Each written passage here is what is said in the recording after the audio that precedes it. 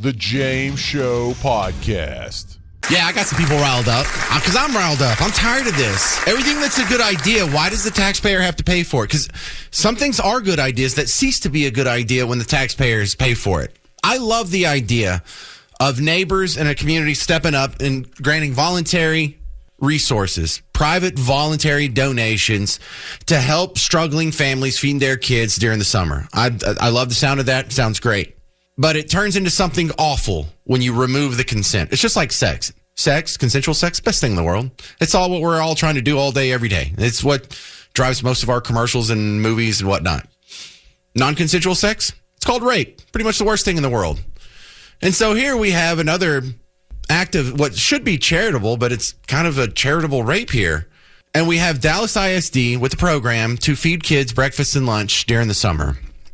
Mike in Texas gets it. He already sent me a message on Twitter/X, whatever we're calling it. He says, why aren't the kids' parents feeding them? Isn't that their responsibility? People who can't afford to care for their children should keep their clothes on. Yeah, it really just seemed boom, that simple to me. But I turn on the TV and no one has that opinion. I go to read the newspaper and no one has that opinion, or, online. So many people just hear like, oh, you're feeding children, poor children. That's a good thing. Well, not in all circumstances. What if I took $1,000 from you and I gave the poor people next door a pizza? And you're like, hey, that's not fair. That's not really what's good for me. I'm like, no, but that's what's good for them. So why don't you shut up? Well, look, that's terrible misuse of scarce resources. Terribly inefficient. Why do you want them to starve, selfish punk? And that's how I feel like I'm being treated now. Why do I have to feed all these other kids? I'm having a hard enough time feeding my own. My kids had to skip some camps this summer. They all got to pick one camp to go to this summer, and they all wanted to go to more. And so I have a kid that didn't get to go to soccer camp. Sorry. I have kids who didn't get to go to church camp. Sorry. But I got to pay for some other family over here that's probably already receiving food stamps on my dime. Now I got to give them even more food. Oh, this is just for the children. Shut up. Kathy in Princeton, you're on WBAP. Go. Hi, James. I don't agree with the summer deal because whenever I was growing up, yes, I had free lunches. I was raised by a single mother. She did not plan to divorce. She did not plan for it to not last forever. But it didn't, and then he decided, well, I'm not paying any child support. So it was left up to my mom to support me and my brother. And the food stamp office told her she made $7 a month, too much, to qualify for food stamps. I have no idea how she did it, but she managed to keep food on the table and food in the fridge for us to be able to eat every night. But whenever I had to go to summer school, they didn't make lunch. It was a half a day. They sent us home to eat. Well, there's there's this weird entitlement we have now where we expect that we should just never miss a meal no matter what happens. And if we are going to miss a meal, well, then that's the government's job to step in and make sure we don't. And I don't even agree with that first step of thinking. So but did you ever read To Kill a Mockingbird when you were growing up? Oh, God, it's been so many years. I don't think I did.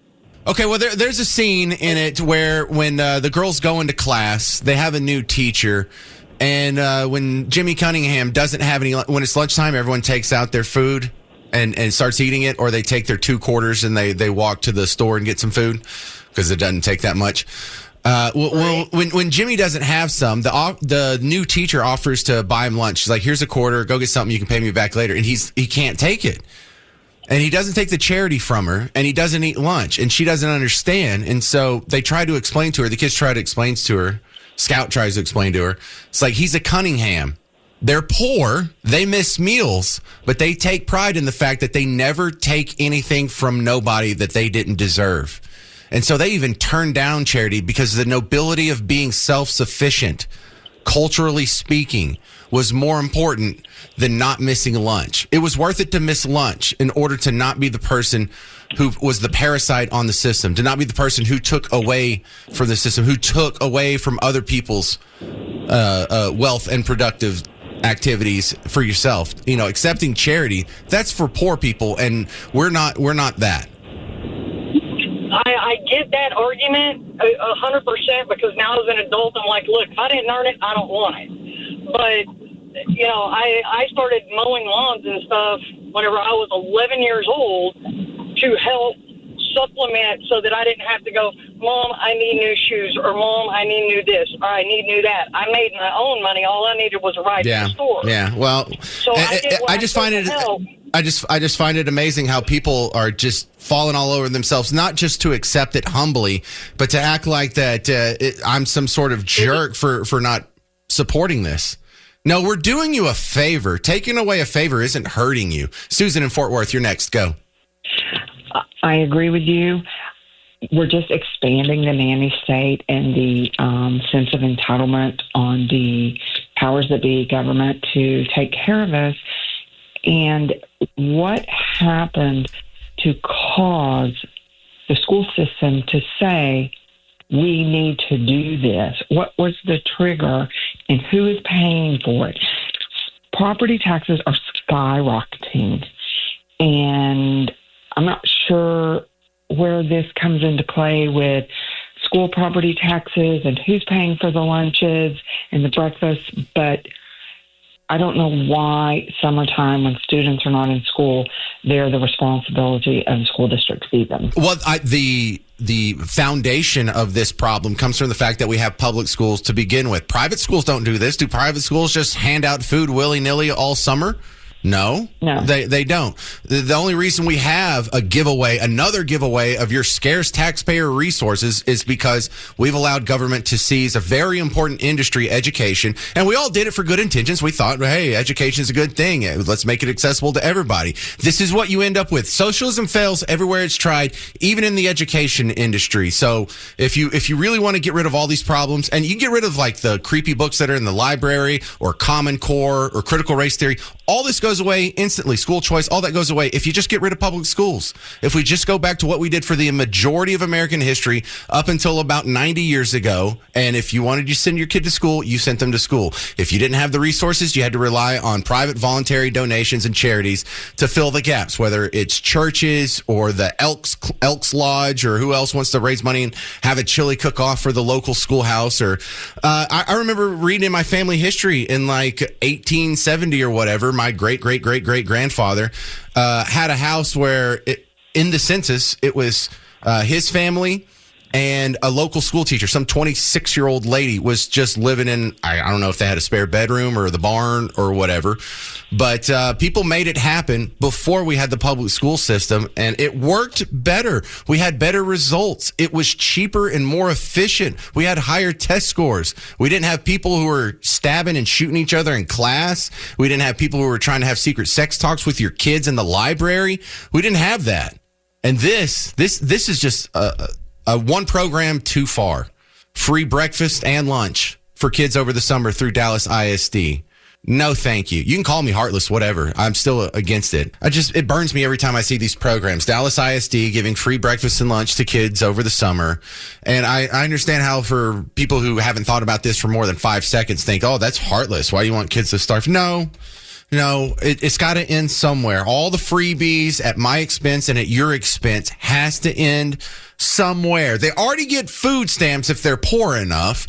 I mean, then we got to give them housing. Then we got to give them public transportation. Then we got to give them health care, whether it's Medicare, Medicaid, or Obamacare. Like at some point, can you do even the most basic self-responsibility? And that is put food in your own children's mouth. Can you just do that? And if we're not having people meet any of the most basic of adult responsibilities, this is not the best way to arrange society. Tired of these programs. 800-288-9227. Let's go to Scott Mansfield. You're on WBAP. Go, Scott. James, I have an answer to Susan of Fort Worth's question about where this money comes from. It's this food program is a USDA summer feeding program, and every school in the state has access to that money. It's administered through TGA. All right. Well, it's still a terrible program. Yes. The fuel for your fire. I'm not aware of any evaluation other than number of meals served. There's no checks and balances about effectiveness or cost effectiveness. And that's the worst metric possible, because Scott, they're saying how much of the taxpayers' money can we possibly spend, and that's what they rule as effective. So the more waste, fraud, abuse, the higher they can run up that total, the more effective, the more of a success they see it. Exactly. All right. Well, it is. Thank you for the USDA stuff. Another program that shouldn't even exist, and an entire cabinet-level department that shouldn't exist. Thank you very much. Let's go to Melissa in Hamilton. You're on WBAP. What do you think? Yeah, I was going to repeat kind of what he said. The lunches are federally funded, and it's not a Dallas ISD program. I mean, Hamilton Elementary, a little 2A elementary school, we give free lunches to our students here. And it's every school has a choice. Like, you have to decide to pay your people to come up and make and serve the food. But the funds are given to every single school in the state of Texas. Great. So we're on the hook for all of this. And look, this is why I would like to see the libertarian dream come true, where we actually get rid of the Department of Agriculture and all of these subsidies. This was the money that was used against us during COVID. They were going to pull these funds from the USDA if we didn't go put masks on all our kids. And no school district stood up to them, or I should say few school districts stood up to them. They couldn't mask our kids fast enough. They couldn't shut us down fast enough, make them do homeschool or remote work or whatever. It was all because we thought we were just doing the right thing. We're feeding poor kids, so we'll take this money. No, you sold yourself into slavery. They now own you now that they control your funding. And I say it would be much better to get rid of these programs and have the autonomy back at the local level. And if there's some poor kids that are starving, then we'll just have a chili cook-off or a fundraiser or a GoFundMe. If we can raise $600,000 for Carmelo Anthony's stabbing defense, we can get a couple cheeseburgers to kids. That's right. All right. Well, thank you very much, Melissa. Let's go to Elma Vite in Mansfield. You're on WBAP. Go. Hi. So I agree with you as far as, the funding for the food for the after-school program, or, for the summer programs, or feeding them at school. Yes, ma'am. Now, the thing, though, that I have a problem with is that they just tax us to death. Get rid of the taxes. Take care of your own bills. Take care. I don't want my money spent on the Army, the Navy, the Air Force, the Marines, the National Guard, all the equipment that they buy. I don't like that.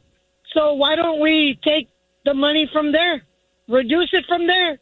I don't mind like you said, the local programs, like the cops, the firemen, everything that's local, like you said, fine. But nobody's at war, so we don't need all that equipment and all the tax money spent on that. So if you can get rid of that, more power to you. Well, the pushback on that, and it's not that hard coming from me. I'm more of a libertarian than a Republican, so I think we do have room to make drastic cuts in the federal military budget, but it is something that does need to be funded at some point, whether or not we have like the full standing army that is war capable. That I'm even willing to have that discussion, but I don't think it should be cut down to zero. I think the USDA should be cut down to zero. I think the Department of Education and Health and Human Services and Housing and Urban Development, that should all be cut down to zero. But maintaining the defense of the country is actually something that's written into the Constitution. And if we don't do at least some funding of it, we'd have some pretty severe negative consequences almost immediately. But no, I will admit that there's room to cut. So now, and I'm not a Trump supporter. I hate Trump. But whatever that DOGE or whatever, that program that existed there, you made a comment about if they, say 2025, the government program gets 10 million, just to make it easy, right? Mm-hmm. 10 million. Next year, and they have to spend every penny of it. And then next year, they ask for more so that they can at least get that 10 million. And that's not right. there can be cuts made all across the board, but we don't need to be policing the world. Yeah, well, no, I think you agree with me more than you think. I got to run. You're making a great call. I'm just out of time. I think the worst one is DART. They're like, isn't this great? We should build one of these trains all the way to Houston. No, it's a terrible idea. Oh, this is great. We should just give kids free lunch all summer. No, but it's happening. And the story I'm referencing, Dallas ISD, but this is happening in a lot of school districts around Texas. And free breakfast and lunch to kids over the summer. And I know a lot of people are going to think I'm heartless for thinking this is a ridiculous program. But at some point, if you're a wokey, if you're one of these social justice warriors, if you're one of these bleeding hearts, do you ever expect anyone to take personal responsibility at any point in their lives? Even when it comes to feeding their own kids lunch during the summer? How am I accountable for the way Democrats acted during slavery? But these people aren't personally responsible for feeding their own kids. It's just wild. Like, is there anything you won't take money from me and spend it on? 800-288-9227. 800-288-9227. By the way, I don't even believe in breakfast. Not that I recognize breakfast exists, but breakfast, I feel like, is just a made-up meal. And if you go do the research into it, they did just kind of make up the idea of breakfast about 100 years ago. They started with the old, it's the most important meal of the day. And they got some doctors to say it's the most important meal of the day. And now everyone says it's the most important meal of the day. It's the least important meal of the day. I almost never eat breakfast. Doing just fine, by the way. And for these kids that are getting free breakfast and lunch over the summer, can we put some kind of restriction on it? How about a weight restriction? How about if you weigh more than James Parker on WBAP, you don't get free food? They just can't give your money away fast enough or to more people. Tina and Keller, you're on WBAP. Go. When I was a child, we had peanut butter and jelly sandwiches, and it didn't cost very much. So how poor do they have to be to get a handout? Also, they're also giving out backpacks with supplies and shoes. So it's not just the food; they're handing them everything. Well, I don't have like the reflex where against any handouts. My ire comes specifically if it's taxpayer money. If it's a private voluntary donation, not only am I not upset about it, I love that. I think that's great. I applaud that. People actually stepping up and donating their own money in the true sense of altruism where they get nothing in return. That's beautiful. But you taking a gun to your fellow citizens and putting it to their head, extracting money from them and then giving it to poor kids, that's not charity. That is just glorified government theft. Who deems they're poor? Look, poor people in this country live a lifestyle that exceeds what kings had 200 years ago. So yeah, are any of us really even poor? Like we don't even like, how many people died of starvation in the last American famine? Exactly. Yeah, right. In fact, our poor people are fat as hell. And I don't mean that just to make fun of them. Like the numbers show that people that receive food stamps are on average more likely to be obese than the taxpayers from which the food stamp money was extracted. Isn't that wild? You're taking money from thin people and giving it to heavier people for food. Dump on that? Yeah, Garrett got it.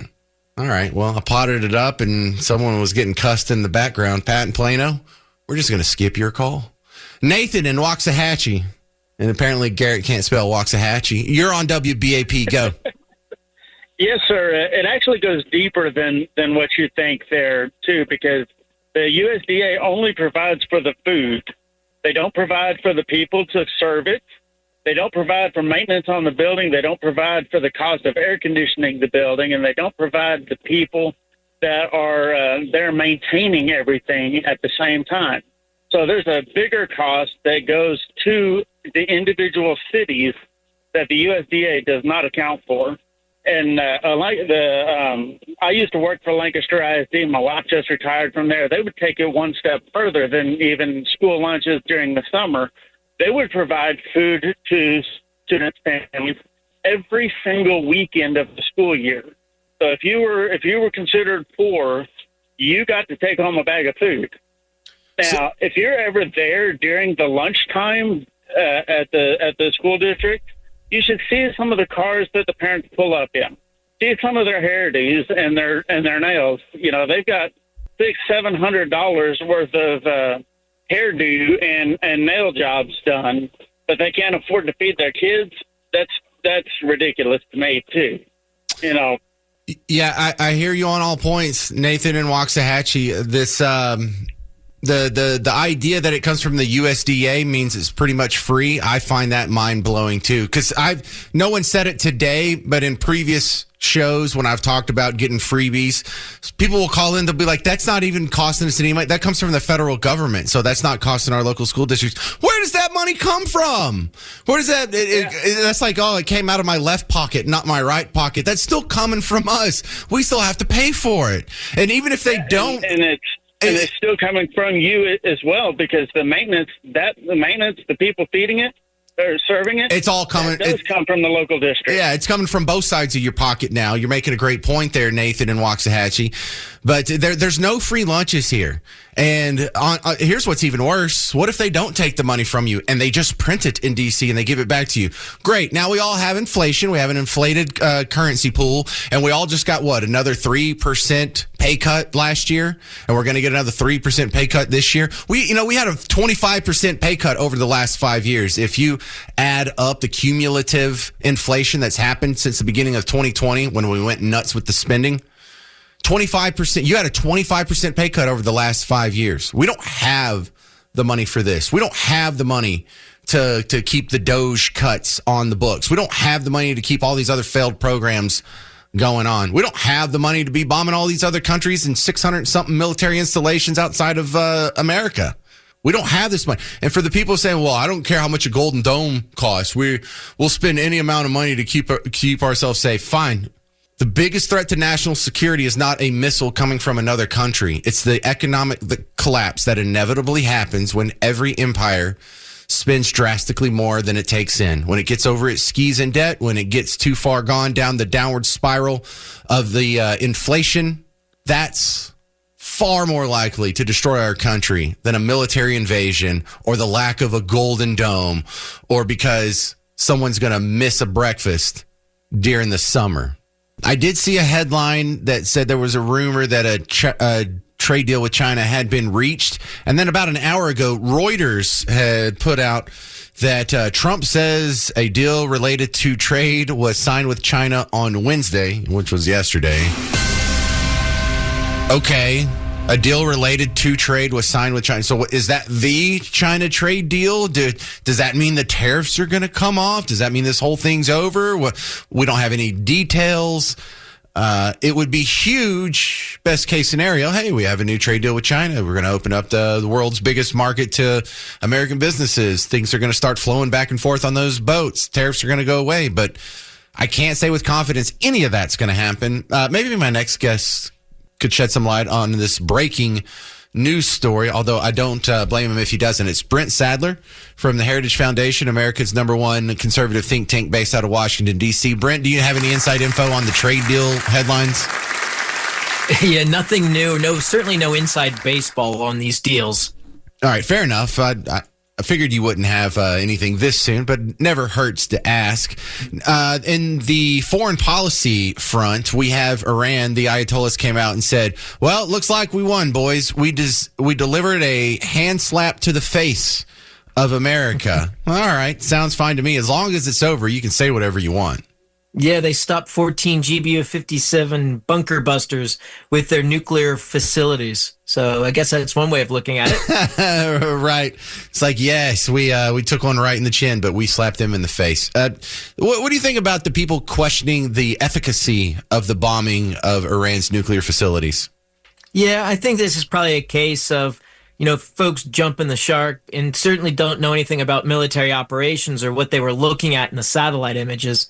It was clear looking at the testing videos that were released that the bomb performed as it was supposed to, judging by the satellite images that we saw like the next day after the attacks and against Fordow specifically with the GBU-57. So I think uninformed, overzealous, and eager to advance a false narrative and then someone who probably will go to jail, I hope, leaking top secret information to try to derail what was unfolding in the last few days. Well, does anyone ever get in trouble for leaking, for any of these leaks that we see in the news on an extremely regular basis? Unfortunately, no, which means they probably are sanctioned at some level with the authority to let the information go out, which is a different question. Sanction, you mean like approved? What's that? You sanctioned? You mean like approved leaking. Okay. Yeah, this is not approved leaking. And there have been people that have been held to account in the past and gone to jail, but they tend to be lower staffers. It might pop up in the news and is lost fairly quickly, but there's several cases I can recall. So if we do get a deal, this is Brent Sadler from Heritage Foundation talking about the Iran deal. If we do get a deal with Iran, how would we enforce it? How would we stop them from funding Hezbollah and Hamas and the Houthi rebels and all these other bad actors? Yeah, there's, one, you want to basically get them to admit to it and agree in paper. But that paper is utterly meaningless when you're dealing with folks like the Chinese and, in this case, the Iranians. You have to be able to verify and act with punishment as necessary. So I liked what I heard when the Iranian scientist and the regime was saying they'll just rebuild the nuclear sites. And when President Trump was asked about it, he said, we'll just bomb it again. And I think that's the right kind of response, certainly right now. Sounds simple, but it also sounds like it could be the correct answer. We got more bombs. We'll just keep it going. Yeah, hopefully they'll find their senses. But I think what's really going on here is the regime in Tehran has to change itself. I mean, this murderous posture to all their neighbors and with a lot of American blood on their hands. I mean, this regime is out for blood. They are terroristic at heart. And as long as they're like that, they're always going to be a threat.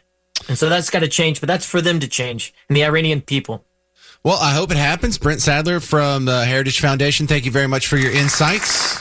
I'm James Parker on News Talk 820 and 93.3 FM WBAP. The James Show Podcast.